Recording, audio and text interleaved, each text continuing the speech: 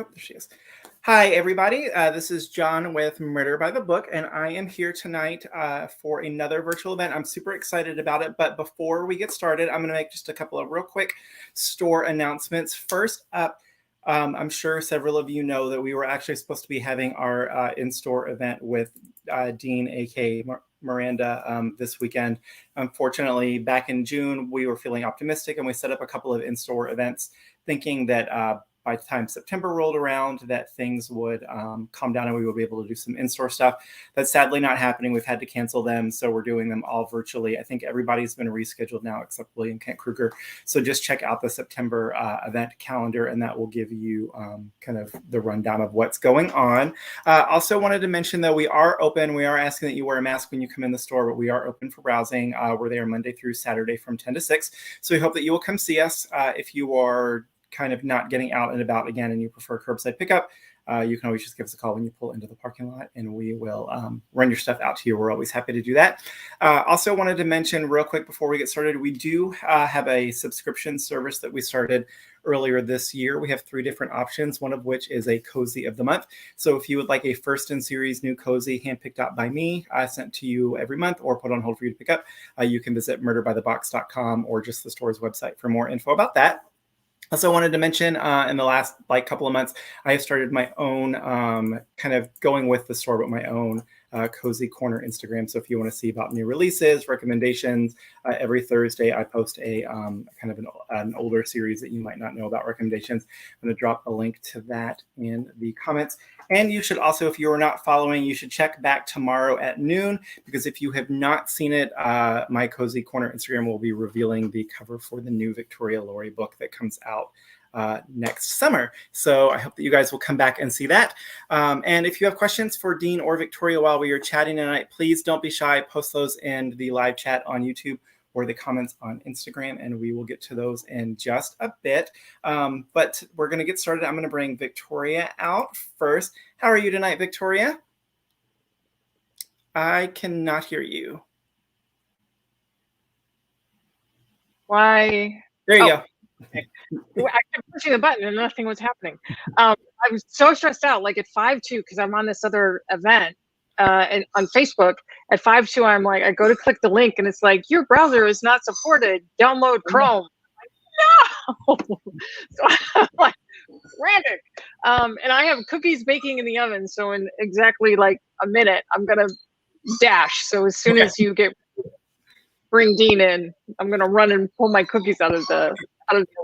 Perfect. So let me get Victoria officially introduced then so she can go get her cookies. So Victoria Laurie is the real-life psychic and New York Times bestselling author of The Psychic Eye Mysteries, The Ghost Hunter Mysteries, and The Life Coach Mysteries. She lives in suburban Michigan and can be found online at victorialaurie.com. Her newest book, Coached in the Act, just came out today, and we will have some signed copies of it in just a couple of days. And I am going to bring Dean out and let Victoria go get her cookies. So I will see you, Victoria, in just a second.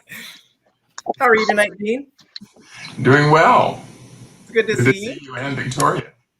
I'm so sorry that we were not able to do this in the store. I know it was hard for you to have to cancel and for us to on our ends. It was sort of a mutual thing. So I'm so sorry that we don't actually get to see you in store, but I'm glad that we get to do this with the two of you guys together.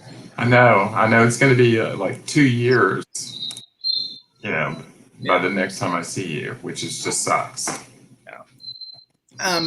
So Dean's newest book is What the Cat Dragged In, which is the newest in the Cat in the Stacks series. It's also come out today. And like Victoria's, we will also have signed copies in the next couple of days. So Dean, aka Miranda James, is the New York Times bestselling author of The Cat in the Stacks Mysteries and The Southern Lady Mysteries. So Victoria, we've already had one very important question. What kind of cookies are you baking? Chocolate chip cookies. I'm baking chocolate chip cookies. And if anybody wants the recipe, I will post it on my Facebook fan page. These are fail safe, but I put them in the oven a little early. It wasn't quite warmed up. I'm frantic tonight. It's a lot. I needed not to have chocolate chip cookies. I needed a drink, honestly. Like a glass of wine is really where I should have gone. And I went the other way. So, but I was like, Dean, we should have snacks like chocolate chip cookies. He's like, yeah, I'm down for that. So I thought, okay, well, I'll throw them in the oven. And I don't know.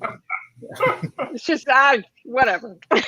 Well, I love virtual chocolate chip cookies. So Oh, I don't gain any weight from these are those. magnificent. These are so good. Like they're fail-safe. They're really, really good. So I'll post. Well, I'm going to have to come to Michigan to get some one of these days. Duh. Hello. Yes, you will. Of course. Yes. Come on up. I'm so glad that you're safe and sound, by the way. Thank you. I was Yes. little Things were worried a little about you. iffy there. Yeah. Fortunately, Ida sort of fizzled out by the time she got up near Natchez and began deteriorating. So I got some heavy gusts of wind occasionally, but nothing really horrible. The weird thing on the west side of the house, where my patio is, I would look out and I would see trees, going over like this. I have three. And I'd walk to the front of the house, which faces east, and the leaves are just going like this. That's crazy. It's the weirdest thing I've ever seen. That's so crazy. So my house was like the very edge of the outer band of wind. Wow. Well, see, at least your beard didn't get messed up. Well, no, nothing messes up the beard. I gotta check cookies. Okay. So hello, Juliet. So Juliet has made her appearance, and Calvin's sitting under the thing. So while Victoria is checking on her cookies, Dean, let's start off super easy. Can you tell everybody a little bit about what the cat dragged in and what Charlie and Diesel are up to this evening? Of course. I mean, it's no secret now that I'm one of the world's biggest Nancy Drew fans. Nancy got me started on reading mysteries, and one of my very favorites in the series is The Secret in the Old Attic. I mean, how can you not love something in an old attic that has mystery about it? And that kind of sparked the idea for this book. And of course, I had to find an old house with an attic. And I thought about my great-grandfather's house, which, I visited a couple of times because the house was very close to where I lived. And I thought that would be a great setup. And so I decided that Charlie was going to surprisingly inherit his great-grandfather's house over 40 years after his grandfather's house over 40 years after his grandfather died. And I explained all that in the book. And he and Diesel go to check it out because Charlie hasn't been there since he's like 5 or 6. Because his grandfather died. His grandmother had died earlier. So he and Diesel go to the house, and Charlie remembers the attic. And they make their way up to the attic. And, of course, there's dust everywhere. And Charlie looks at a few things. And Diesel, being a cat, immediately goes wandering through things. And Charlie hears a sudden thump. And he goes over and finds Diesel near a big, chifforobe, as we call them, or wardrobe. Yep. And there on the floor is a skull. And the rest of the bones are in the wardrobe. So Charlie is wondering, okay, did my grandfather kill somebody and put them in the attic, or did the life tenant, who recently passed away, so Charlie could inherit the house, did he kill somebody? So that's the beginning of the story, and there's a present day murder to complicate things. And I had a lot of fun. I was juggling several different balls in this one, and this is the book I thought I would never finish because at one point, I'm sure Victoria understands this too. I mean, the whole COVID thing, and I just got. No, I finish all my books on time. Oh, I hate you. No, I'm being so sarcastic. I am known as last minute Laurie. I've watched my deadlines whoosh by. Bye-bye. Yeah, me too. Me too. Good. Yeah. Because I have, a patient editor and a patient publisher. They were supportive. But I finally did get this one finished. And when I turned it in, I was convinced that this was the one that my editor was finally going to say, "You've lost your freaking mind. This makes no sense whatsoever."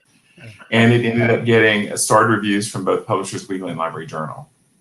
Well, Dean, just hearing you describe it, I'm like, John, I would like to place an order, please, immediately. Like, what a cool concept! I absolutely love. Like, it's not like I was expecting you to go and there's a secret hidden in a chest, some sort of like trust or something like that. But a skull. Oh, that's good. Yes. Well, it was. He got game. Fun, and I'm not one of those people who plans far ahead. I mean, I started the book with "There's a body in the attic," and I had to work it out from there. And I worked in Charlie's several generations of Charlie's family history and stuff, and and there's a literal skeleton, and there are of course metaphorical skeletons in this book as well. So all my books seem to have something to do with family, and is a lot about Is it so important to you? Well, exactly, they are. Yeah. So I had a lot of fun with this, and it worked out much better than I thought, and my subconscious came through yet again and gave me the ideas I needed at the right time. It sounds amazing, Dean. I really, John, I want an order. Yeah, definitely. I'll go on the site and I want one. That sounds amazing. I can't wait to read it. John will send you one from me. Okay. You're getting one from me, by the way. I know. Thank you. My pleasure. Okay. Look at these. I know. Right? The chocolate chips are my Sorry, absolute everybody. favorite These are like cookies in the freaking world. delicious. Yes. Yeah. All you need is a big glass of milk. Or wine. Or wine. that may be milk to you. I don't know. Wine and chocolate go great together. Okay. Especially tonight. John, back to you. I'm babbled enough. So it's really funny. You guys both, I think one of my questions as we get later is you guys both, knowing you and have known you for years, both tend to be very deadline driven authors, meaning the deadline is approaching and here comes the book. I know. Oh, yeah. So Victoria, I'm gonna let you take a sip of your beverage. Can you tell us a little bit about what Kat and Gilly are up to in Coached in the Act? Oh my gosh, they're up to no good. They're always up to no good. So Coached in the Act, I don't know where I heard someone talk about 12 Angry Men. That phenomenal movie, right, with Jimmy Stewart. It's such a great movie, and so contemporary. Actually, the plot is so contemporary. It's about misjudging someone by their appearance and their ethnicity, and there's a lot of racism in it. And it's how kind of these men are sort of quick to jump to conclusions and all of that. So I rewatched the movie and I thought, this would make a great little twist if it were not about that specific plot, but if it were a one woman show who is the victim in the book. Her name is Yolanda Galanis, and she has a one woman show. She has slept her way through East Hampton. She's dated everybody, and she knows all of their secrets. And she does this one woman show about these 12 men that she angers basically by divulging their secrets, but she doesn't name names. So every embarrassing, tawdry secret that these men have is laid bare, and then the audience gets to speculate who these people are. So I know you're going to be reeling from the shock of this, but Yolanda ends up dead at intermission. So I know. I thought I'd throw that twist in there, right? You never see it coming. Anyway, so she takes the big dirt nap at intermission.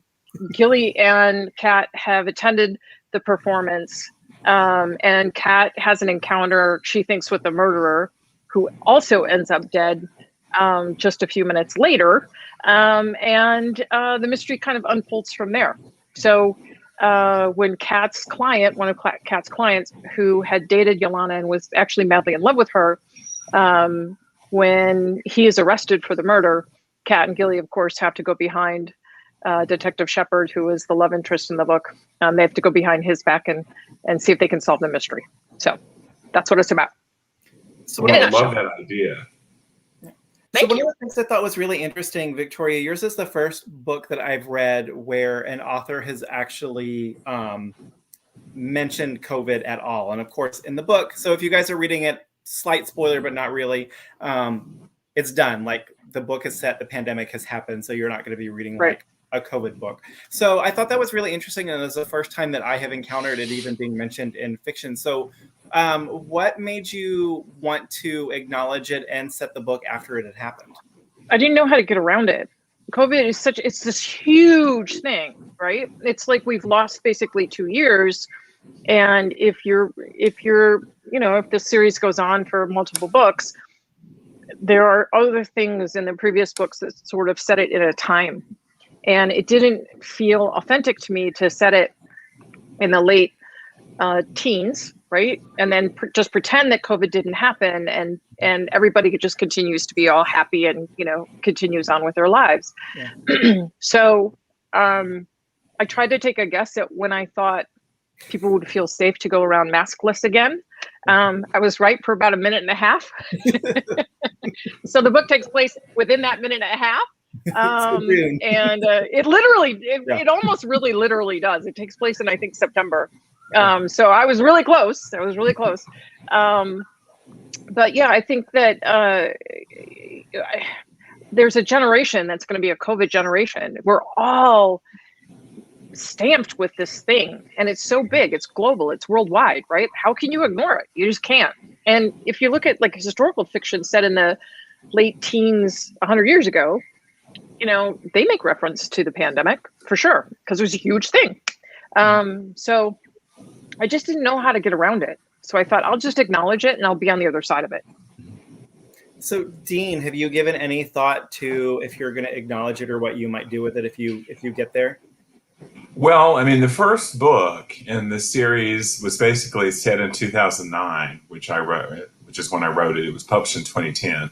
And, you know, I do a book, I mean, about 3 books cover a year in the series. So it's only about 2013, 2014 in the series. So I've got a long time to come before we get to the pandemic in that timeline.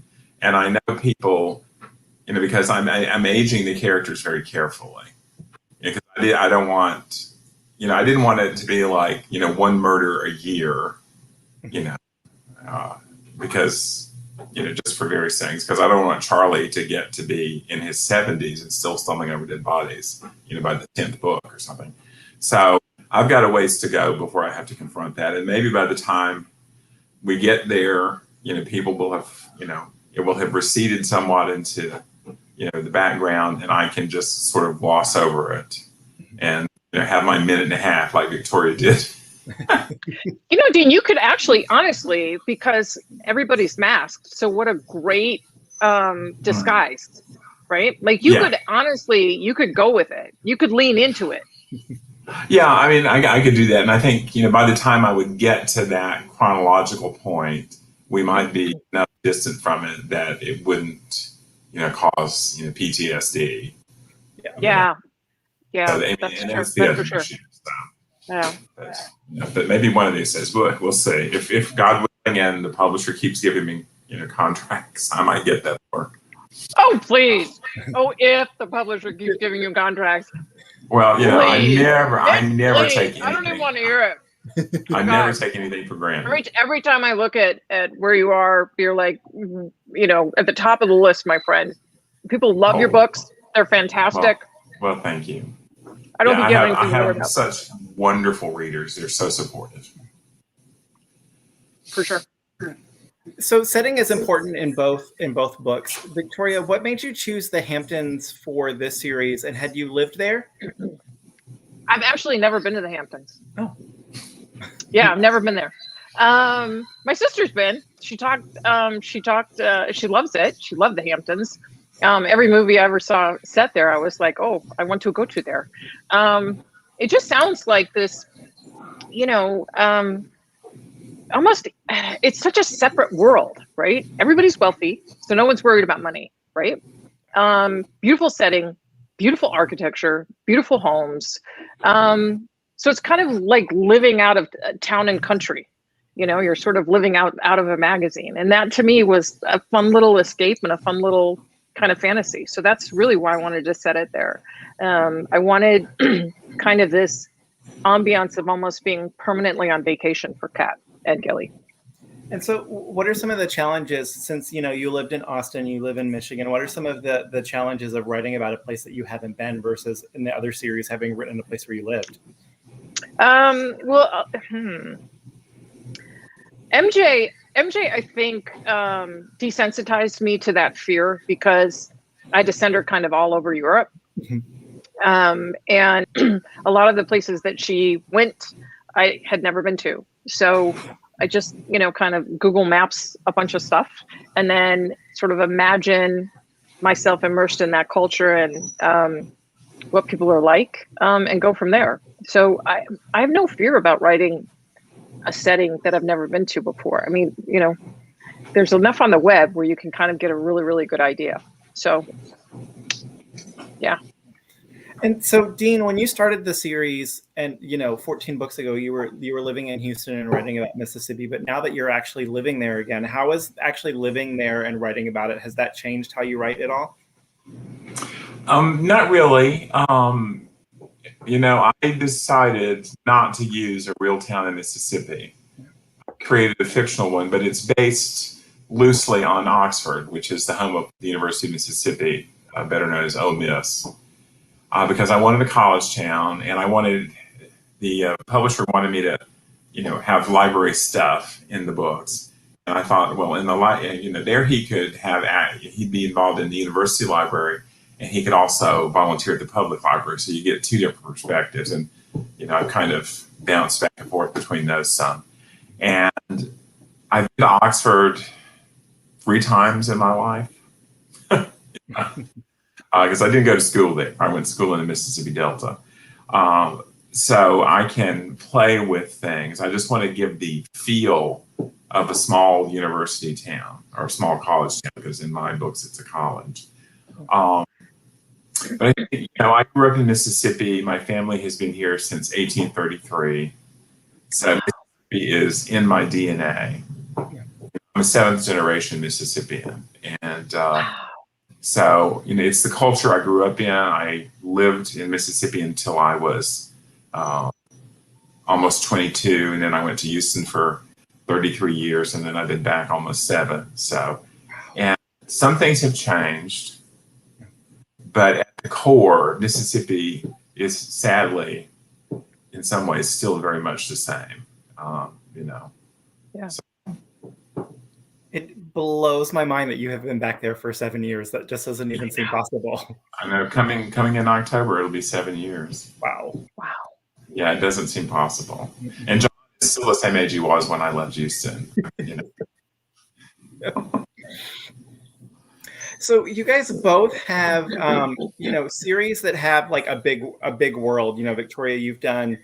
This is kind of your 3rd series in this world. Dean, you also have the Southern Lady Sisters. So how do you guys keep track of all of these kind of minor and secondary characters that readers love so much? And how do you decide, like, oh, we haven't checked in with this person in a while, it's time to bring them back or mention them in a series? Let's start with Victoria. I don't outline any book that I write. I literally just keep a page of characters. That's it. That's all I do. And I write down who the characters are and what their connection is to maybe other characters. And places get written down. Those are my notes. That's like literally like this. That's it. So those all go in a file. So if I want to, if I think about a minor character, if I think about a character that I haven't visited with for a while, I just go kind of sift through those files and be like, we haven't heard from that guy in a while. So in the Life Coach Mysteries, I really, really, really loved this character, Max Grinkov, from the Abby Cooper series. He made 1 appearance in 1 book, and I just really loved him because he wasn't really a good guy and he wasn't really a bad guy. And I thought, wouldn't it be fun to kind of bring him into Kat's world and have him shake it up a little bit? And boy, did he. And so that was fun for me. I think it's good to have people come in and shake your world up a little bit. So that's usually what I'm looking for in an interaction with like a minor character or a character from a previous iteration, is like what mayhem, what havoc can they wreak when they come into that space? Because, a nice friendly visit doesn't do anybody. It's boring. That's boring. You want someone to come in and like shake things up. So that's what I do. How about you, Dean? Well, yeah, I don't take extensive notes. I mean, with the new book, I will make notes about new characters, but I don't really, so much about the continuing characters. I come up with the main idea for the plot, like skeleton in the attic. And then as I write, I think about, okay, what's going on in so-and-so's life? Like in the book I'm writing now, which will be out hopefully, if I don't miss the submission date, at the end of March or early April, and it's called Hiss Me Deadly. And this one involves a prodigal son returning to Athena. And it's somebody that Melba, Charlie's good friend, was once in love with. So there's going to be a good bit of Melba in this book. You know? Whereas in previous books, I mean, she just sometimes is there as a source of information since she knows everything about everybody in town. You know, but, you know, I have Charlie's, you know, children and their families and stuff. And there's some news in this book, which I think readers will get excited about. And stuff. So, you know, those continuing stories go on. And of course, I've always got Azalea, who will never, ever age. You know, I mean, she's kind of like Great Aunt Vespasia in the Aunt Harry series. You know, you can't ever let these characters die, even though the rest of your characters are growing older, because people just, you know, love her, and I love her too. So I can't let anything happen to her. But if necessary, you know, I've got them all the books on the computer, and, you know, go open up that file and do a search, find, you know, which book you mentioned so and so in, and, you know, whatever. And I mean, that's basically what I do. So Victoria, in this one, it felt like to me like the play 12 Angry Men, and specifically Kat's reaction to the play, almost seemed like kind of almost an allegory for like social media and today's like celebrity culture. Was that intentional? Well, 100% intentional. 100% intentional, because I think that we got addicted for a number of years of being mean to each other, and you know, opening up social media always felt to me like handling a stick of dynamite. You know, what's going to blow up? Is it going to blow up at me? I'm going to be, you know, near it, whatever it is. And I just wanted a comment on that culture and how far we have strayed from any sort of kindness to each other. And the fact that Yolana's show is such a hit and people love it. And Kat, I think, is the only one that hasn't drunk the Kool-Aid. And she can see how cruel it is and how humiliating it is for these poor men, right? And you know, they're not great guys, obviously, but still, they're humans. You know, they're people. So that was, I couldn't set her. I could make Gilly kind of delight in it because Gilly loves gossip, but Kat is, I think, has a little bit of a deeper conscience, and she has been. There were a couple of books where she has done things that I really wish I hadn't written. You know, there's a book where she was mean to a little person, and I really wish I hadn't written that. And so it was just sort of an opportunity to have her come to a moment where, when you know better, you do better, when she's more aware, and feels for these men. So, yeah, that was absolutely. I love that you picked up on that, John. Keen reader, you.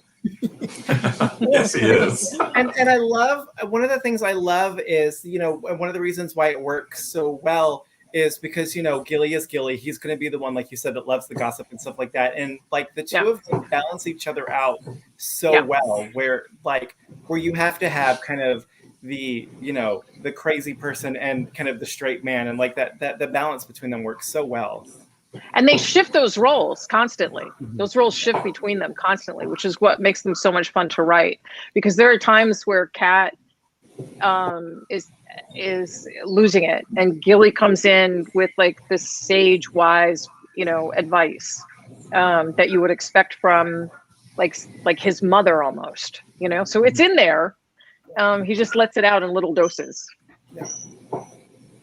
And Dean, one of the things I loved about this one is, you know, obviously, you know, with a long running series, you're going to have a character who stumbles across bodies all the time, much to, you know, the chagrin of the people around them. I love how multiple times in this one, people are like, oh my God, Charlie, I can't believe you stumbled across another dead body. And he's able to say, no, it wasn't me this time. It was Diesel. I didn't do it. It was Diesel. So, in the process, since Diesel is such he's such an important part of the books, and he's such a constant part of the books. When you're writing, when you're done, do you have to go back and do a pass to make sure that he's there, or is at this point, is it just kind of second nature that if Charlie's somewhere, Diesel's going to be there as well? Well, actually, I mean, I still have to remind myself sometimes that Diesel is there. I'll write most of the scene, and I realize that Diesel has been like under the table the whole time and not doing anything. Mm-hmm. So then I have to stop because I get caught up in like the dialogue and what's happening between the characters. So I have to sometimes go back and think, okay, what would Diesel be doing in this situation? Yeah. Because he's a very empathetic cat. Mm-hmm. And I've had people with Maine Coons tell me that's exactly the way their cats are. Their Maine Coons are very empathetic. They're very loyal. They're very loving, and so I have to stop sometimes and think, because I never write. I don't do multiple drafts of a book. Mm-hmm. I do drafts as I go along. I'll go back. Bert is closing the door again. Bert is one of my tuxies, and he loves closing doors. But as I go along, I go back and look at, okay, what did I, what have I written? And I start with, the last page I wrote and move on.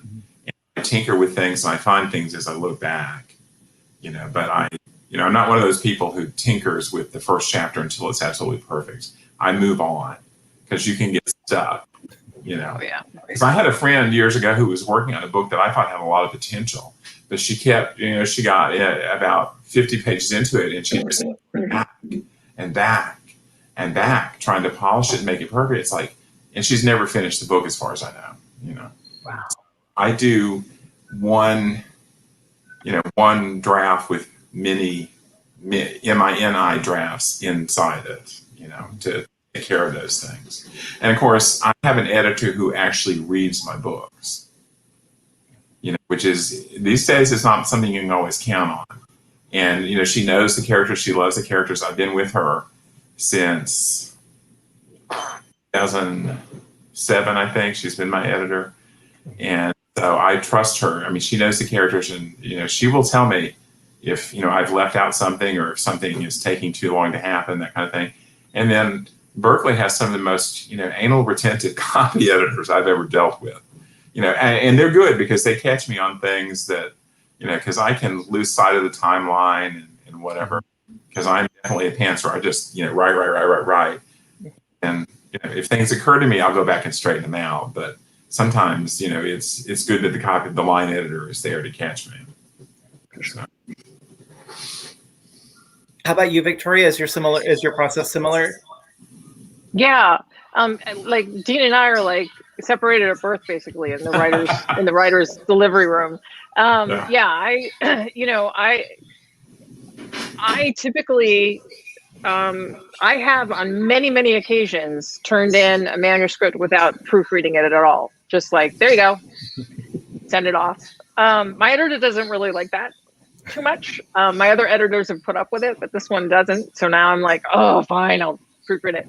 But I find that my sister has an eagle eye, and she catches she catches stuff that I am astounded that she catches. Like, you called this theater this in this chapter, and then 20 chapters later you called it something different. I'm like, how did you? Whoa! So I usually just send it to my sister, and she'll find out. She's great with timelines. She's great with details. She's great with. You said this here, but then it doesn't make sense, 50 pages later. So she's probably the best copy editor, and she's not even a copy editor. She's probably the best copy editor I've ever had. So, and I just send her, small, I bought her a Dyson hairdryer for last book. I'm like, you're so awesome. Thank you. So I just, detail schmetals. I'll figure that out later. So I'm like Dean. I just the faster I write, the better I write. The better I feel. The more the plot comes together. The more in kind of almost real time it is. So I like to write fast and furious. That's my favorite way to write. Well, that's the way I finish books. I don't know about you, Victoria, but the first 100 pages for me are almost pulling out, tea. Yeah. Because, it's just not seeming to gel. And that's why I rarely have the murder take place in the first 100 pages, because I want people to get to know the victim. Yeah. Usually. So I very rarely, well, this is the first time I think I've ever started with a body in the first chapter in this book, Awesome. So, but once I get, past that and the ideas begin to gel and, used to be before my body started getting old, I could write 30, 40 pages a day, and when I got to that point in the book and I could write, 20,000 words in a weekend with no problem. Yep. Or physically, I simply can't do that. Right. So I have to space it out more. Yeah, I don't think people understand the physical toll of sitting and writing, a 90,000 word document in about 3 weeks. Like it's awful. I for this book, for Coached in the Act, I was on my last kind of pushing the deadline, and the book was not coming together. Like it was not coming together. I just couldn't. I had all these kind of little segues going every which way, and it just wasn't coming together. So I was like, F it. I'm going to throw it all out and start again. And this was a week before the deadline, like the drop dead, you got to get it in. So I wrote like 84,000 words in a week. Wow. And I had a blister, I think on this finger. Like I literally had a blister on my finger. Yeah, that was like, oh God, 8 to 10 solid hours of just, and once I was done and I got it in on a Friday at like 4:58, boom, off it went. But once it was done, I think I hurt for a solid 4 or 5 days. Just, you almost have to uncramp yourself, stand up, like you get this little hunch thing going on. Like weird things hurt, your neck, your shoulders, right? My wrist hurt. Got a blister on my finger. It's weird. So yeah, writing is a very physical thing. It is. And I spend, normally 5 days a week at a computer at my day job, because I'm a electronic resources librarian. And so everything I do is, basically at the computer. So add that to actual writing and, it does take a toll, particularly, I get, the tension in my neck and then my shoulders. And my secret is actually aspartame. Oh, really? Aspartame on the back of my neck and across my shoulders. Yeah, I'll have to give that a shot.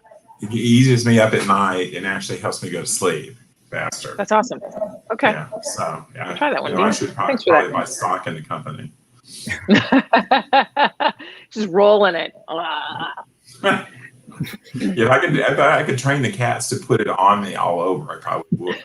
But they're just useless in that. Dean, one of the things I liked in this book was you had, as Charlie is doing his research into his family history, you actually had him go into like the town's historical archives, and he actually had to do some like physical digging to research, and it wasn't just kind of all electronic. Can you talk a little bit about why you wanted him to actually be able to like go put his hands on those documents? Well, because actually that's what you would have to do in these small towns. Because, unless some wealthy person has paid to have all this digitized, you're only going to be able to access it if you go and look at the print, especially here in Mississippi. Our public library system is probably one of the poorest in the country, and it's amazing sometimes the resources they had. It was different back in the 60s when I was a kid, because I remember my dad took me to the public library when I was 8 to get my library card, and looking back, the resources they had, of course, it was all print back then, but just about any novel you could think of that you wanted to check out, they had a huge mystery collection and new fiction and stuff, and that's just not the same anymore. But for a lot of historical research, at some point, you are going to have to go to the archive itself and do some looking. It's like at the University of Mississippi Medical Center where I work, we have an archive and have tons and tons of stuff that's, inaccessible unless you come and work with the documents, because, they've never been digitized. digitization takes a lot of money and a lot of time, and you can't just let anybody do it because it needs to be done carefully.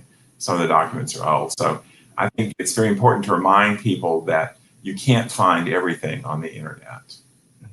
And sometimes you need to talk to people who have become experts because they worked with those documents. Yeah. Yeah. So going into that, then, can you guys talk a little bit about kind of what, if any, research goes into writing, your characters are amateur sleuths. So do you have to do research into like how much an amateur can do versus what police can do? Let's start with Victoria. I don't do a lot of that research. I probably should, but I'm like, it's fiction. I'll just make it up. So like research for me is usually like little rabbit holes that I tend to go down are for Coached in the Act.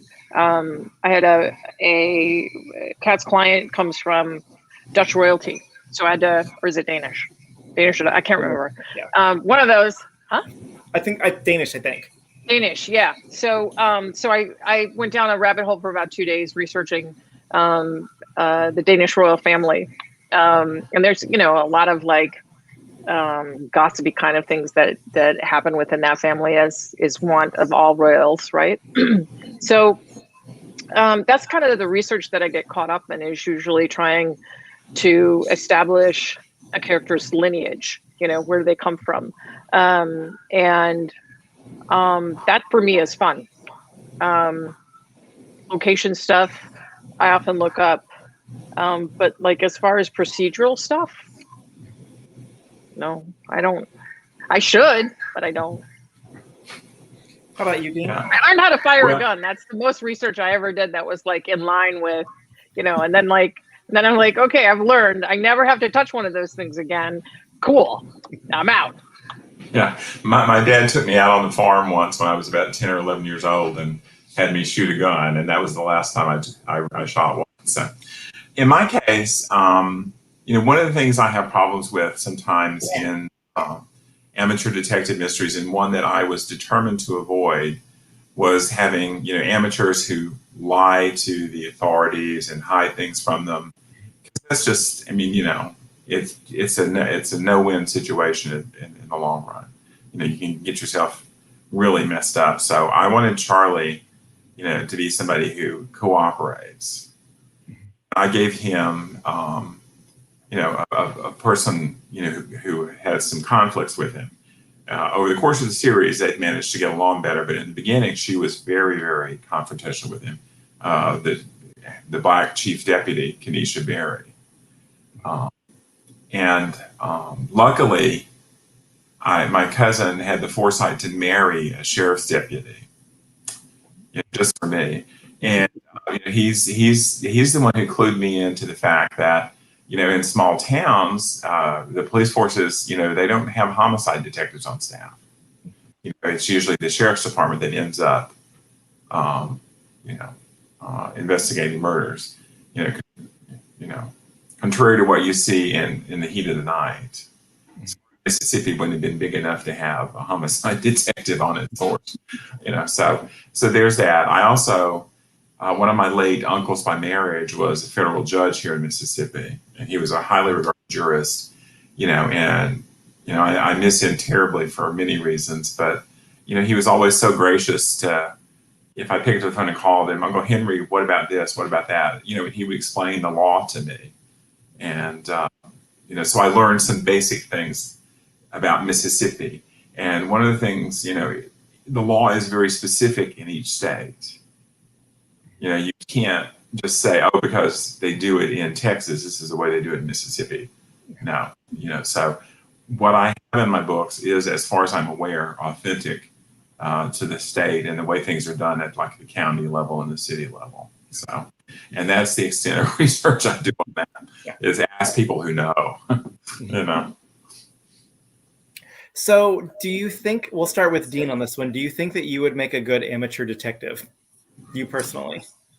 I'd like to think so. Maybe 30 years ago, but with age and various things going on, I'm no Jessica Fletcher, And my memory for detail is not what it used to be. Let me just say that, so, and I would probably throw up if I found, a dead body that somebody had batted over the head or knifed or whatever, so yeah, so no, I don't. I'd rather do it vicariously than in real life. How about you, Victoria? Oh, I would make a kick-ass detective. I mean, hello, psychic sense, and Well, yeah, exactly. yeah, no, no observation of social mores whatsoever. Yeah, I would love to be a detective. I would probably end up in jail, which is a non-starter for me. So that's why I'm like, well, I'll just be the amateur sleuth at the computer. No doubt I would end up. I would be like, I'll break into there. That's where I could be your Watson, but yeah, yeah. I could be the sidekick. Yeah, The lookout. Yeah, exactly. Yeah, I think that'd be awesome, Dean. We'd be trouble. We would be definite trouble. Yeah. Yes. Yeah, I'm like, and roll, John would have to come and bail us out of jail. Exactly. Yeah, we need a sugar daddy. Someone with bond money. So we've got a couple of crowd questions. So Carol wants to know, Dean, she says, do you have any plans to do any kind of standalone or anything that might not be part of a series? No. I have other series ideas I'd like to do. And I'd also like to revive a couple of my earlier series. Maybe when I retire, I can bring back, Simon and Wanda Nell in their respective series, because I still get questions about that. And I would love to revisit those characters and see, what's been going on with them. And I also would love to do more books about the Dakota sisters. But the publisher, they just simply don't sell as well. And of course, that the publishers want to concentrate on what sells. So I do, since they are part of the fictional world of the Cat and the Stacks, they continue to appear. And, they have a fairly big role in the last book. And in this book, I think it's just a couple of phone conversations. So it just depends on, the story, but standalone. I mean, I admire Ruth Rendell tremendously. And I would love to be able to write a book of the caliber of A Dark Adapted Eye, or The House of Stairs, or one of those books, or The Chimney Sweeper's Boy. But, that's just not in me, I don't think. How about you, Victoria? Any ideas for standalones? Or I know you've done a few. Yeah, I've got one that I've been doing some research on. That I'm super excited. Most of my standalone ideas are really for YA, because it's such a short window of time, right? It's like 16 to 18, right? So you don't really have the opportunity to create a series with teenagers, at least not the way my brain works. So I have a standalone idea for a girl's best friend is murdered. She's found face down in a pond, and it becomes apparent very quickly thereafter that one of her family members might have murdered her best friend. And I loved, from All the Light We Cannot See, I love this idea of patterns repeating and repeating and repeating and repeating. So like, you'll see the snails on the wall, right? Snails on a brick wall, and then that gets taken out. And you look at like how the clouds swirl, and then you look at how the solar system is a spiral, and then you look at like how a galaxy is a spiral, and then you look at like the universe is probably on a spiral. So I love the macro and the micro, and those kinds of patterns are really, really interesting to me. So the central character wants to be an astronaut. She loves astrophysics, and her best friend, who was murdered, loves astrology. So these two girls both look for answers in the stars to explain their world. So that's going to be a standalone. Like I have the beginning, the middle, and the end all up in here. Kind of just need to get the time to start cracking it. But I'm like Dean. I really like series. Like I really like to follow characters. I like to see them grow. I like to see the story arc. I love to see them surprise me. I love to see them reshape and rethink the world that they live in. So Yeah, exactly. So you both mentioned that, as you sit down to write a specific book, that there's no outline or there's no plan, that you're you're pantsing it. Do you have sort of an overarching kind of idea for character arcs over the course of a series, or is that something that you're discovering from book to book as well? Start with Victoria. Definitely discovering from book to book. It kind of became apparent to me with the Abby Cooper series that Abby was sort of stuck in a little bit of a mature rut. And so what I did was I kind of thought, well, how old is Abby now? And, she started when she was 30, and that was 17 books ago. Maybe she's 40 now, and maybe there's a new level of maturity. So I think I always want to see my characters kind of grow up, because they all come from damaged beginnings. And when you come from damaged beginnings, you spend your entire life trying to heal those wounds. So I like to see that growth, and I like to see that progress, and I hate to see them stuck or mired for too long of a period of time. Like if they had a drinking problem, I would want them to go to AA, and I would want them to kind of get themselves sober. So that's kind of my view, is like, well, how can I make them reflective of normal people so that they can still be identified with, but also have come from kind of very sort of damaged beginnings, because that's what gives them personality. That's what makes them interesting. How about you, Dean? Do you have a pretty much the same. I haven't thought in terms of long-term arcs, because when you start a series, you don't know if there's going to be a long term to it. But also, I want the characters to be, what I would call organic in a sense. Let them tell the story. Let them tell me what they're going through. Because it's like, in the second book, my idea was, I had two ideas for Classified as Murder. Charlie working on cataloging an amazing collection of first editions. That was my wished for library, like a first edition of Pride and Prejudice and, Middlemarch and things like that. And the other idea was that Charlie's son, who was a corporate lawyer in Houston, shows up and says, "Dad, I quit my job. Can I live with you for a while?" And I didn't know why he had quit his job, and I didn't know what Charlie's reaction was going to be, but I threw them together, and I discovered as I wrote that once Charlie's wife died, he kind of pulled back from his children. And Sean, more than Laura, the daughter, felt that and, had a grudge against his father. So that book was, kind of working that out and for them to reestablish their relationship. So, it's just one of those things that happens in families. So I just sort of let things develop as the family tells me what's going on. And Charlie can be stubborn sometimes. He's a very good guy. He has certain things he's not willing to yield on. Like right now, he and Helen Louise are at an impasse over which house they're going to live in when they finally get married. And I haven't figured that one out yet because they haven't told me.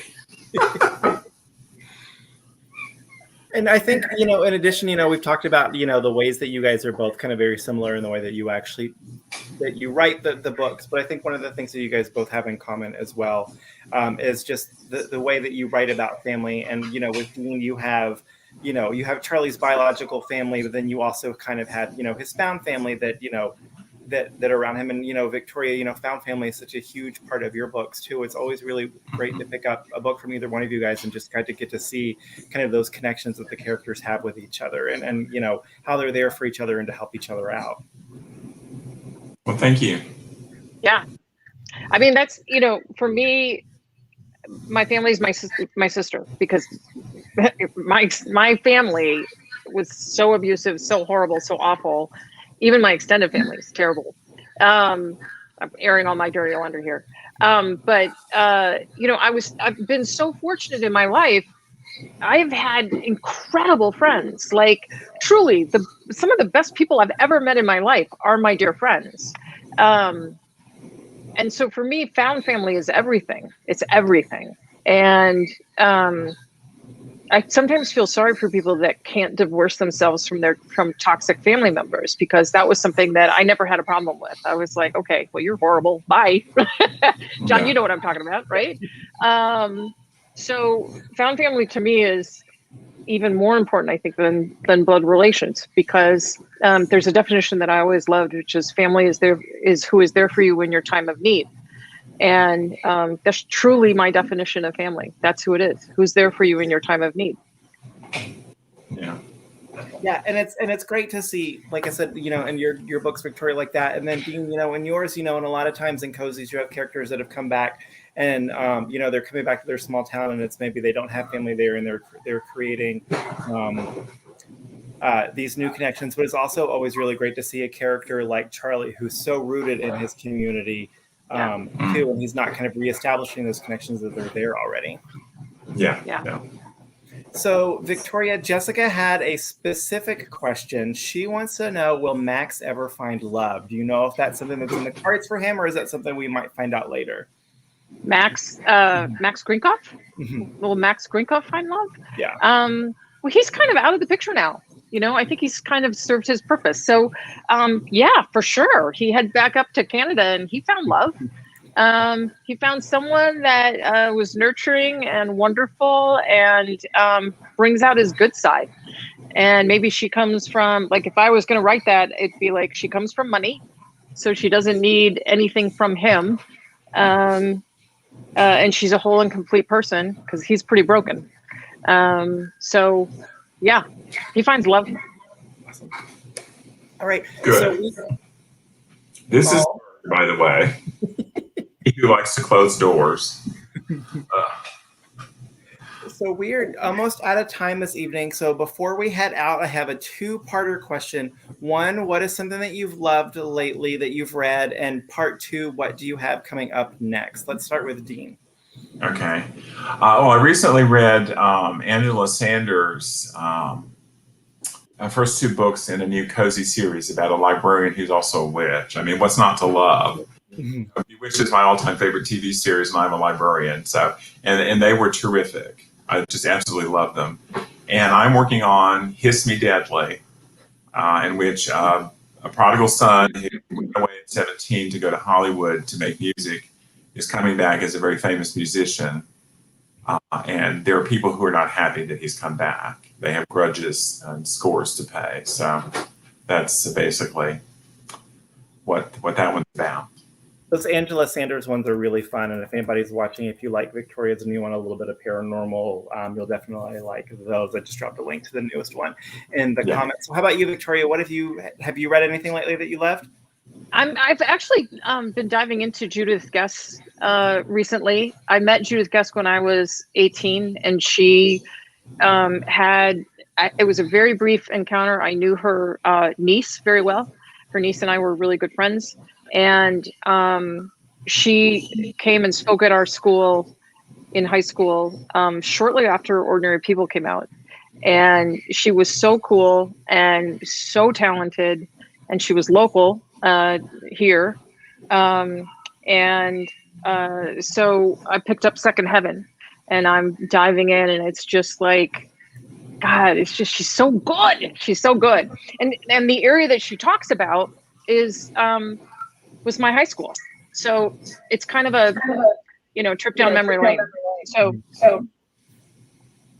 there's an echo coming through.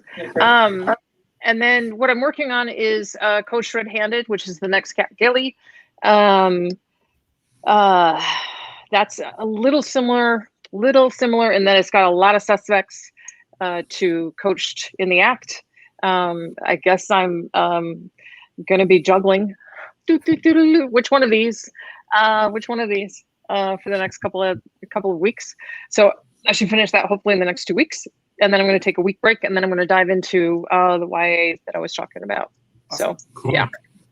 So as I mentioned when we got started, tomorrow, if you guys have not seen the cover for Coach Red-Handed yet, it's gorgeous. I think it's one of my favorites that Kensington has done. Oh my God, isn't it beautiful? So it's so pretty.